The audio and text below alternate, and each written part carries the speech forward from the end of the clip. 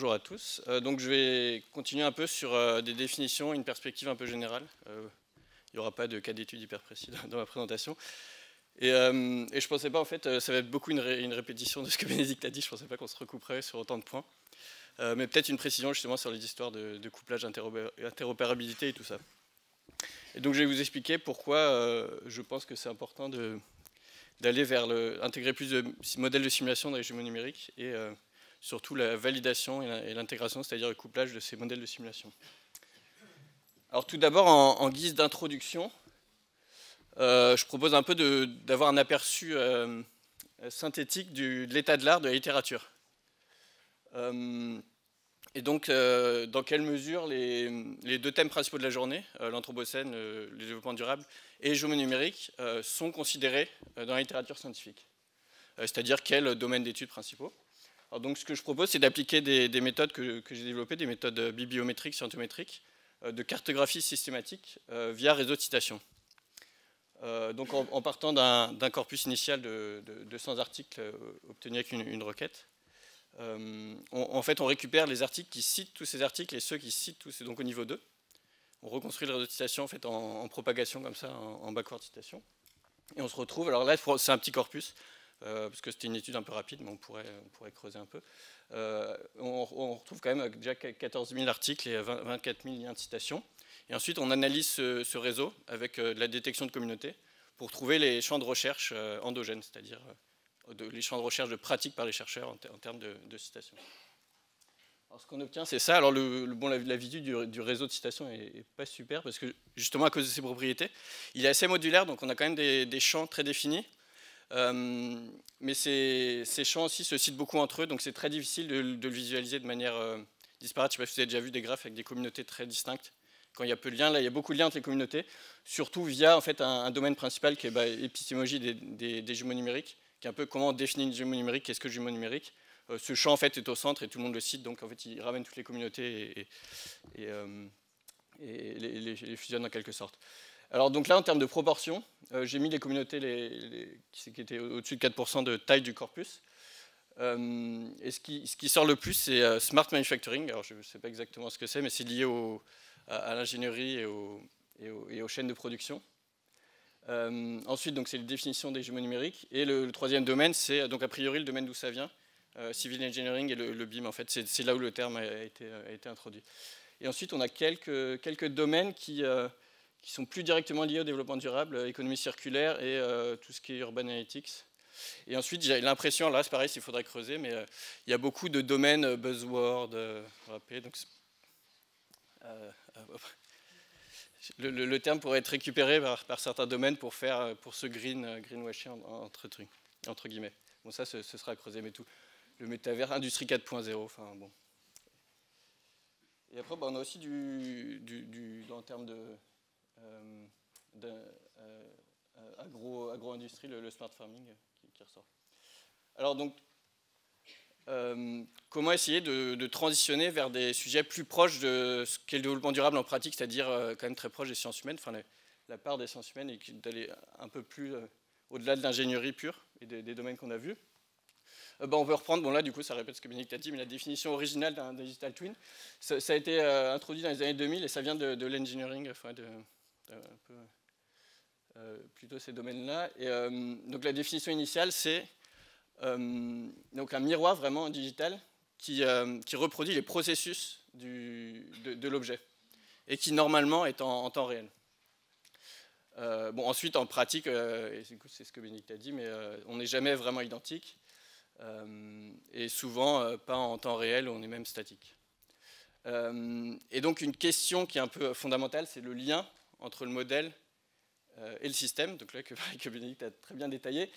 Déjà, comment on modélise, quel niveau de détail, est-ce qu'on a besoin d'un modèle 1-1, quel choix de modélisation, et ensuite comment on gère le système qui résulte, qui en fait devient un nouveau système, un système hybride, cyberphysique. Et en fait, tu as mentionné Google Maps. En fait, les rétroactions ne sont pas forcément positives. Et justement, dans le cas de Google Maps, si tout le monde utilise la même map, ça peut créer des bouchons à des endroits parce que tout le monde va se... En fait, c'est assez complexe, c'est les feedbacks. Et donc, des fois, on aurait besoin de simuler le système hybride et donc d'avoir un jumeau du jumeau. c'est des questions assez difficiles. Et donc mon point, c'est que aussi, donc là, il y a un article très bien d'Elsa Arcote et compagnie, et plein de gens dans les systèmes complexes, que ces champs d'hégémonie numérique manquent vraiment tout ce qui est les sciences sociales et la complexité. Et donc nous, alors que pour le développement durable, on veut des modèles à toutes les échelles de temps et d'espace pour la prise de décision, des modèles des territoires. Et donc mon propos là, un peu, c'est de comment on peut essayer de mieux lier ces jumeaux numériques et le développement durable. Et en fait, on a des enjeux particuliers au territoire sur le temps long, de très forte imprédictabilité, de très grande dimensionnalité, aussi de processus multi-échelles. Et donc tout ça, on a besoin de modèles multiples, de perspectives multiples, et donc ça a été aussi mentionné avant. Et donc on propose dans ce cadre de regarder les modèles de simulation des territoires, de manière générique, pour des prises de décision durables, en termes de multimodélisation. Alors le cadre un peu théorique, donc ça c'est le cadre théorique de mon projet de recherche personnel, mais c'est un peu le cadre dans lequel toute cette réflexion rentre. L'idée c'est d'essayer de construire ce qu'on appelle des modèles intégrés. Alors modèle intégré, si vous voulez, c'est un couplage de modèles. Alors intégration horizontale, si on a deux modèles de la même chose, de deux aspects de la même chose, ou de par exemple hydrologique et les routes, et essayer en fait de coupler ces deux aspects. Ça c'est horizontal, et ensuite vertical, c'est coupler deux échelles, ça peut être des aspects différents, coupler l'intra-urbain, les dynamiques de mobilité dans la ville, aux dynamiques des territoires sur 20 ans, le développement des réseaux de transport et tout ça. Donc le but, c'est de construire ces modèles intégrés qui nous permettront d'aller vers la prise de décision. Et pour tout ça, évidemment, on a besoin de données. Et un point aussi central, c'est qu'on a besoin de réflexivité forte sur les domaines dans lesquels on se trouve et d'épistémologie quantitative, et donc de cartographie des sciences, qui deviendrait même une partie même des jumeaux, c'est-à-dire la connaissance elle-même doit être explorée aussi en temps réel pour comprendre où on se trouve et pourquoi on fait ça. Alors un premier exemple d'intégration de modèles. C'est un cas que pas mal de personnes doivent connaître, les interactions entre transport et usage du sol, donc typiquement les modèles LUTI. Et ça, c'est des choses que j'ai développées dans ma thèse, c'est comprendre, donc sur le temps très long, comment les systèmes de ville et les systèmes territoriaux vont induire le développement des infrastructures de transport. C'est-à-dire pourquoi on a eu cette nouvelle ligne de métro là, pourquoi à ce moment-là.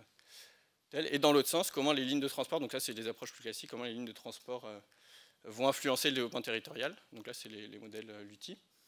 Et donc, en couplant ces deux aspects, on essaye de comprendre ce qu'on appelle une coévolution sur le temps long.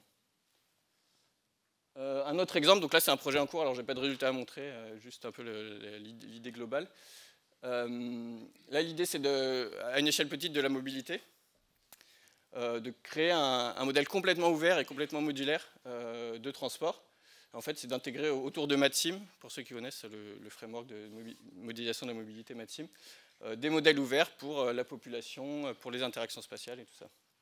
Donc ça, c'est un autre exemple de couplage de multiples modèles, 4 dans ce cas-là. Et l'idée aussi d'être modulaire, c'est qu'on peut remplacer tel module par autre chose si celui-là ne nous plaît pas, ou en ajouter d'autres. Il me reste 5 minutes 2 minutes. Un autre exemple qu'on fait au Elastic, c'est le projet Assure. Où là on couple SimPLU, pareil qui a été présenté pas mal de fois au journal de la recherche, avec des modèles de Urbanite Island pour voir l'effet d'îlot de chaleur. Donc je vais passer aussi rapidement sur des travaux en cours sur les modèles multi-échelles. Donc là c'est comprendre comment par exemple coupler l'échelle macro des systèmes de ville à l'échelle mésoscopique intra-urbaine, et comment trouver les ontologies de couplage en fait, quels sont ce qui va vers le haut et qu'est-ce qui va vers le bas quand on couple ces échelles. Et on peut le faire de différentes façons. Alors, il y a un premier travail juste sur la forme urbaine et les dynamiques de population. Et quelque chose de plus récent qu'on vient de soumettre à Artificial Life sur les dynamiques d'innovation entre les villes et au sein des villes, au sein des clusters d'innovation. Et alors, après, comment on va faire pour coupler tous ces modèles et les valider, les explorer? On a une plateforme qui s'appelle OpenBall, qui est une plateforme open source et développée depuis plus d'une dizaine d'années à l'Institut des systèmes complexes, qui est basée sur 3 axes, sur l'intégration de n'importe quel modèle dans n'importe quel langage de manière transparente. Donc c'est ce qui est en bleu. L'accès transparent au système de calcul intensif, quel que soit le système. Donc pour quelqu'un qui n'est pas informaticien, géographe, Il a juste à mettre une ligne et ça lui mettra sur le cluster, sur la grille de calcul européenne.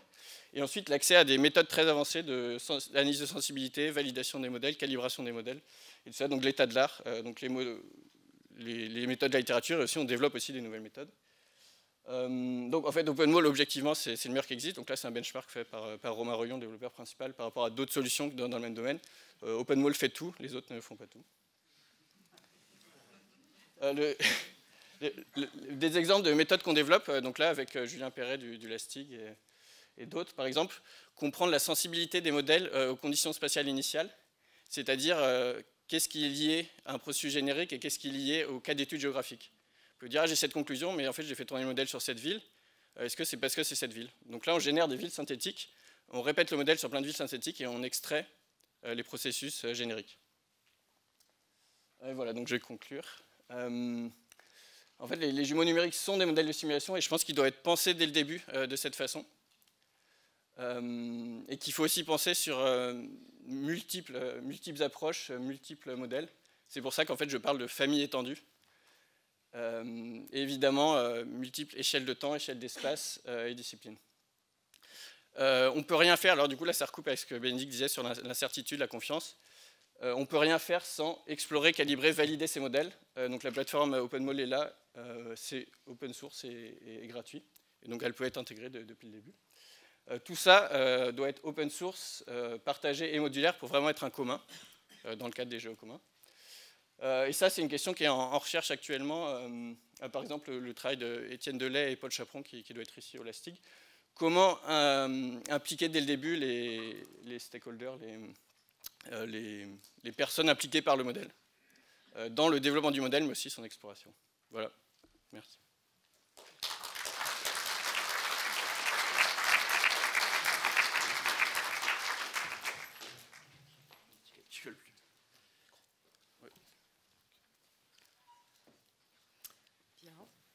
Merci beaucoup. Des remarques, des questions, des interrogations? Peut-être sur la dernière phrase, moi qui me... Non, alors stakeholders, ça me va. Mais le jumeau numérique doit être le modèle. C'est très fort, ça, comme... Ouais. Bon, en fait, je me base sur la définition originale et que si on a juste les données, c'est une partie du jumeau. Si vous voulez, c'est la carte d'identité du jumeau, mais ce ne sera pas le jumeau. On pourra aussi vous opposer qu'on a beaucoup de données papier encore. Alors, et que donc on aimerait bien... Nicolas a une remarque là-dessus. C'est mieux si c'est... Bonjour, Nicolas Autière, UGE. Est-ce qu'il n'y a pas une contradiction, ou enfin, discussion sur... C'est des modèles de simulation, mais en même temps, ils sont en temps réel. Parce que le temps réel, ça renvoie quand même, enfin, dans mon schéma de pensée, plutôt à l'exploitation. Oui. Et du coup, je trouve qu'il y a un peu un paradoxe, quelque part. Oui, oui, ça, j'aurais dû le mettre à la fin. C'est vrai que je change un peu la définition du jumeau, sachant que sur le temps long, on ne peut pas être temps réel. Et que moi, j'enlèverais le temps réel de la définition du jumeau. Et que sur les systèmes de ville à 100 ans, on peut dire qu'on a un jumeau avec notre modèle de simulation, mais qui ne sera pas en temps réel. En effet, oui.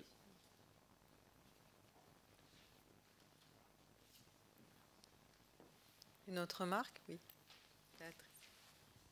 Oui, j'avais une question sur la validation, mais je ne suis pas sûre d'avoir bien... Et sur le principe de faire des villes synthétiques. On peut vraiment... Enfin, du coup, c'est ça... Parce que les villes réelles, toutes les spécificités culturelles d'une ville, comment on en rencontre dans une ville synthétique? Alors, il y a deux choses différentes. Sur les méthodes de validation, là, c'est les méthodes classiques de l'état de l'art. Faire des dizaines d'expériments pour voir les intervalles de confiance, faire des méthodes d'analyse de sensibilité globale. Donc, c'est toutes les méthodes de la littérature là, qui, par exemple, sont listées. Et ensuite, sur la méthode plus spécifique, qui est quelque chose de très nouveau qu'on développe, sur l'analyse de sensibilité spatiale, qui est un aspect de la validation. En fait, c'est une remarque qu'on avait eue des reviewers. Et là, c'est une question au cœur de l'épistémologie de la géo, le général et le particulier. Dans quelle mesure on peut dire, parce que quand on fait des systèmes de villes synthétiques, on essaye de choisir des features, des caractéristiques, et te dire que c'est ces caractéristiques qui sont importantes et qu'on reproduit. Typiquement, au niveau macro, on va prendre la loi de Zipf sur la taille des villes, et peut-être des lois sur la distribution spatiale des villes, et on va juste reproduire ça. Et on va se dire, ça suffit. Mais est-ce que ça suffit ou pas? C'est un débat complètement ouvert. Et on s'est fait rejeter un papier récemment où la personne disait votre modèle, il ne prend pas du tout en compte justement les spécificités culturelles, ça n'a aucune valeur.